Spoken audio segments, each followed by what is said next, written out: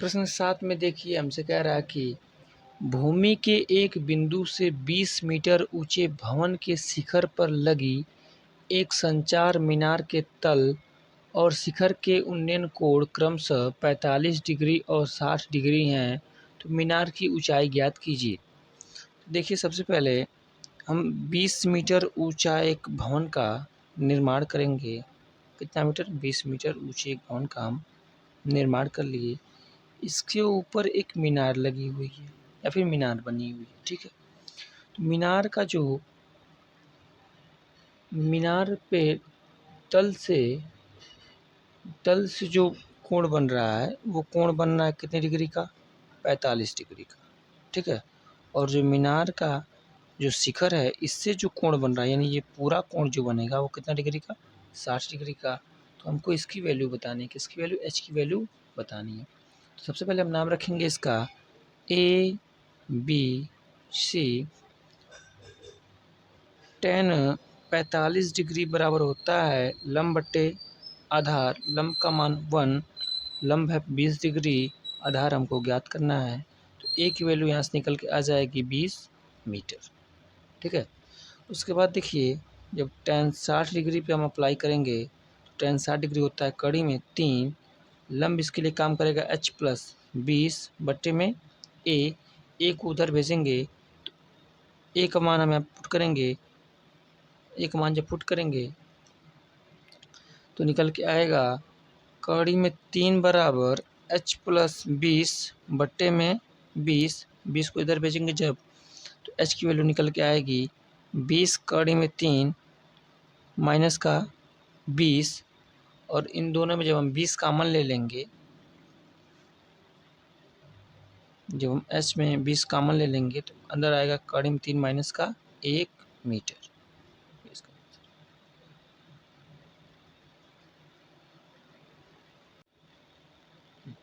देखिए question number 8 में हमसे कह रहा है कि एक पेडिस्टल के शिखर पर एक 1.6 मीटर ऊंची मूर्ति लगी है। भूमि के एक बिंदु से मूर्ति के शिखर का उन्नयन कोण 60 डिग्री और उसी बिंदु के पेडिस्टल के शिखर का उन्नयन कोण 45 डिग्री है। तो पेडिस्टल की ऊंचाई ज्ञात कीजिए। क्या ज्ञात करना है? पेडिस्टल की ऊंचाई ज्ञात करना है। तो सबसे पहले इसका हम फिगर बनाएंगे कि ये पेडिस्टल 1.6 है और जो भवन है या फिर जो पेडिस्टल पे जो मूर्ति है वो 1.6 मीटर है और पेडिस्टल की ऊंचाई हमको ज्ञात करनी है, इसको हम h मान लेते हैं। क्योंकि जब ये बनेगा तो किसी आधार पर ही बनेगा और जो मूर्ति का शिखर का उन्नयन कोण है वो कितना डिग्री है? 60 डिग्री है, ठीक है। और जो पेडिस्टल के शिखर का उन्नयन कोण है ये 45 डिग्री है। कितना डिग्री है? 45 डिग्री, ठीक है। हमको ज्ञात करना है h, आधार को मानते हैं ए बी सी, तो सर्वप्रथम हम लागू करेंगे tan 45 डिग्री क्योंकि हमको आधार चाहिए। tan 45 डिग्री बराबर होता है लंब बटे आधार। तो tan 45 की वैल्यू 1, लंब का मान h, आधार का मान a, यहाँ से निकल के क्या आएगा कि a इक्वल टू एच, ठीक है। उसके बाद हम अप्लाई करेंगे tan 60 डिग्री बराबर होता है करनी में 3। तो कड़ी में 3 बराबर लंब का काम कौन करेगा? पूरी ऊंचाई हम लेंगे tan 60 के लिए ना, 1.6 प्लस का h बटे ए। अच्छा देखिए यहाँ पे जो ए की वैल्यू ये आई है, यहाँ से हम एक जगह लिख सकते हैं h। क्या लिख सकते हैं? h लिख सकते हैं। h लिखेंगे करनी में 3 बराबर 1.6 प्लस का h by h। Class multiplication जब करोगे तो h करनी में 3 बराबर 1.6 प्लस का h माइनस होगा तो करनी में 3h माइनस का h बराबर में 1.6। h को कॉमन ले लिया जाए तो h निकल के आएगा करनी में 3 माइनस का 1 बराबर में 1.6। फिर इसको जब इधर भेजेंगे तो h इक्वल टू आएगा 1.6 बट्टे करनी में 3 माइनस 1।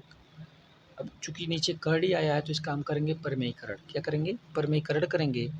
देखिए h बराबर 1.6 बट्टे कड़ी में 3 माइनस का 1 गुणे कड़ी में 3 माइनस 1 बट्टे कड़ी में 3 माइनस 1, ठीक है।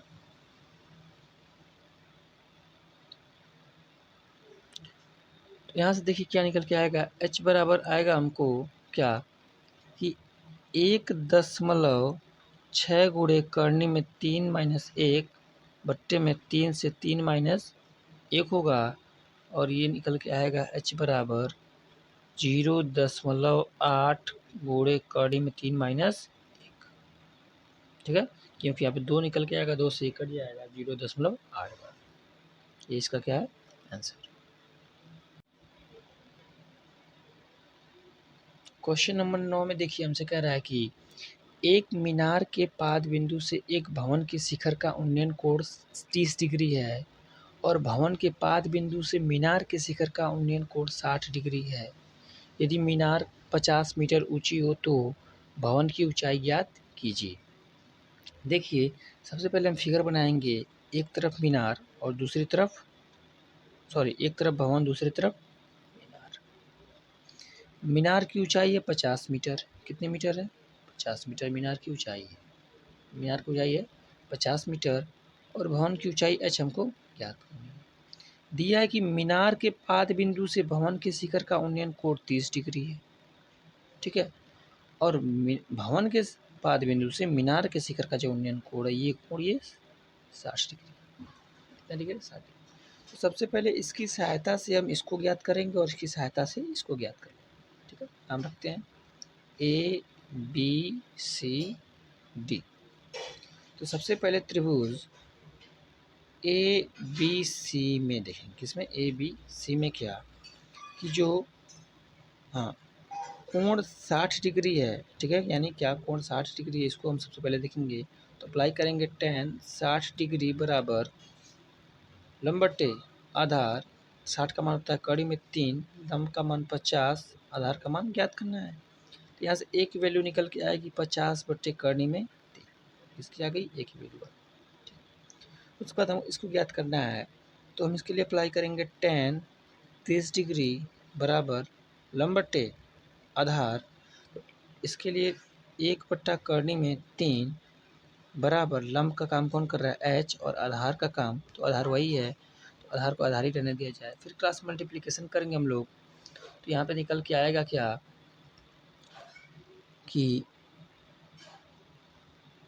h बराबर में 50 करनी में 3। ठीक है, 50 करनी में 3, 50 करनी में 3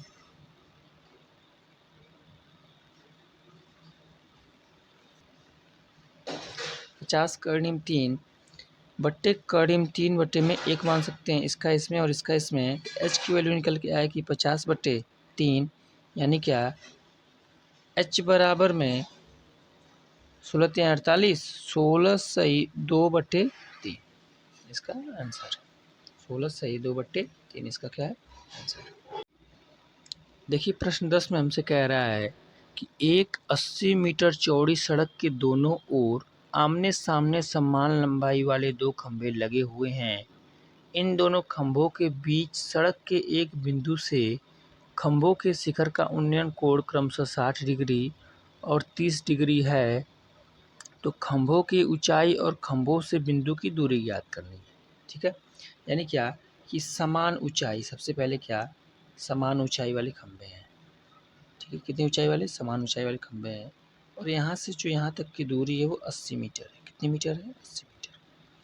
पहला जो खंभा है उसका उन्नयन कोण 30 डिग्री है और दूसरे खंभे का उन्नयन कोण 60 डिग्री। हमको h की वैल्यू निकालनी है और उसके बाद हमको क्या निकालनी है? दोनों खंभों की बिंदु से दूरी निकालनी है, यानी ये वाली भी और ये वाली। इसको अगर हम x मानते हैं तो 80 में से x निकालेंगे तो इसको निकालेंगे 80 माइनस x मानेंगे। ठीक है, यहाँ से हम नोट डाउन करते हैं। तो इसका A B C D E। ठीक है, सॉल्व करते हैं। देखिए तो सबसे पहले हम tan 60 डिग्री अप्लाई करेंगे। तो tan 60 डिग्री के सामने लंब का काम h बट्टे x। tan 60 की वैल्यू होती है करनी में 3 बराबर h बट्टे x। यहाँ से निकल के आएगा x करनी में 3 बराबर h। h की वैल्यू आ गई। अच्छा, जो h की वैल्यू यहाँ पर रहेगी वही h की वैल्यू यहाँ पे भी रहेगी। तो फिर अप्लाई करेंगे tan 30 डिग्री बराबर 1/करनी में 3, आधार दोनों का अलग अलग है क्योंकि ये अलग है, h की वैल्यू सेम है, तो h के लिए काम करेगा कौन, h रहने दिया, ये प्रेजेंट टाइम h रहने दिया जाए और इसको 80 माइनस एक्स कर देते हैं, क्रॉस मल्टीप्लिकेशन करेंगे तो 80 माइनस एक्स बराबर आएगा करनी में 3 गुणे h की वैल्यू जब रखेंगे तो x करनी में 3 कड़ी से कड़ी कट जाएगी, 80 माइनस एक्स बराबर आ जाएगा 3x, माइनस का उधर जाएगा प्लस, तो 80 बराबर में 3 नहीं 4x हो जाएगा और 4 से कट जाएगा 20, x की वैल्यू कितनी आ जाएगी 20, तो इस x की वैल्यू आ गई 20, ठीक है, x की वैल्यू क्या आ गई 20, तो h की वैल्यू निकल के आएगी क्या 20 करनी में 3 मीटर, क्या आएगी 20 करनी में 3 मीटर, और इसकी वैल्यू आ जाएगी क्या 80 माइनस एक्स है, इसकी वैल्यू निकल के आएगी 60 मीटर। यही हमारा